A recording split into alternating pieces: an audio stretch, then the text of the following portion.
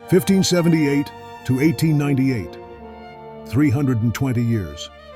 While Spain conquered Manila in months, the Sultanate of Sulu remained unconquered for over 3 centuries.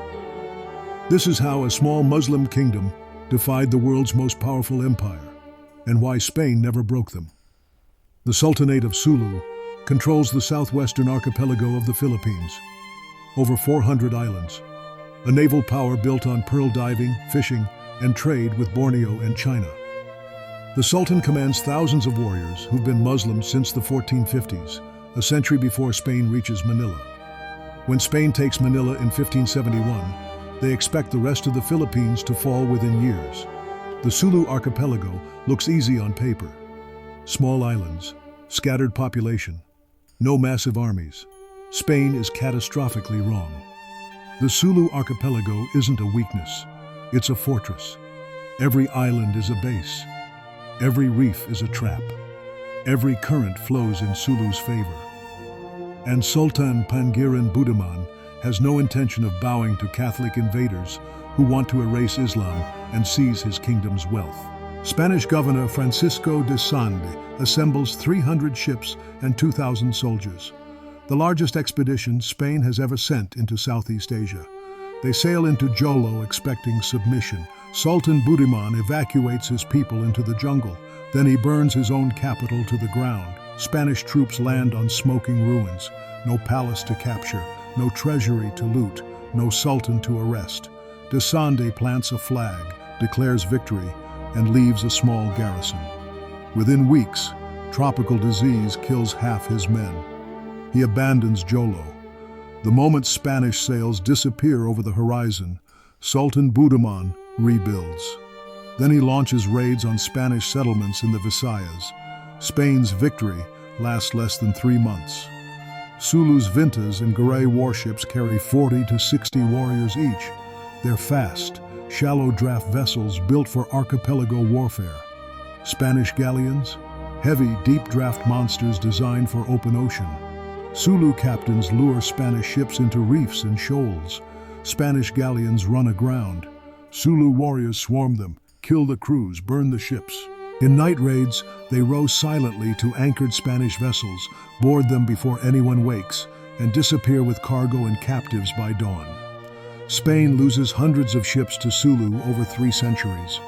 They never adapt. For 200 years, Sulu warriors launch raids across the Visayas and Luzon. They hit coastal towns, capture thousands of Filipinos and Spanish settlers, and vanish before Spanish troops arrive. Some captives are sold. Others are kept as laborers or absorbed into Sulu society. Spain builds stone watchtowers called baluartes along coastlines. Sentries scan the horizon for Sulu sails. It doesn't matter. Sulu raiders strike anyway. Every raid humiliates Spain and proves they can't protect their own territories.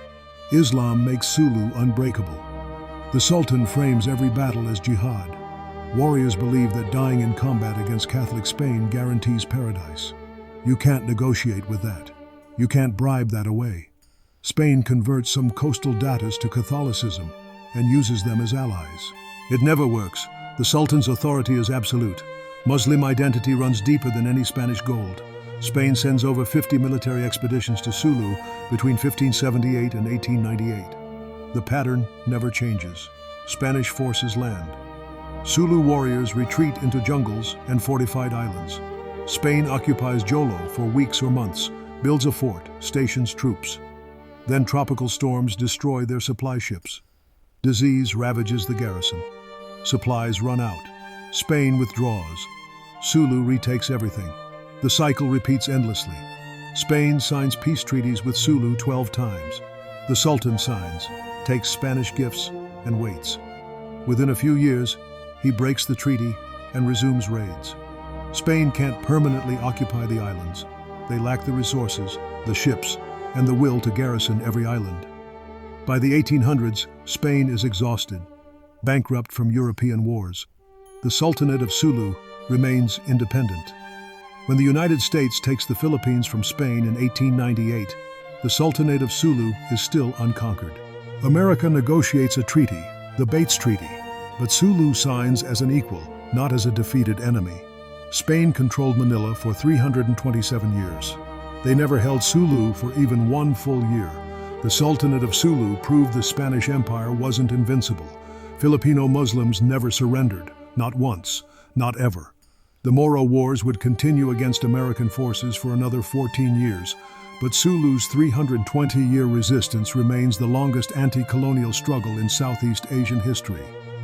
The Moro people fought Spain, then America, then Japan. Want to know how the Moro Wars lasted 333 years total? Hit subscribe for the full story of the world's longest guerrilla war.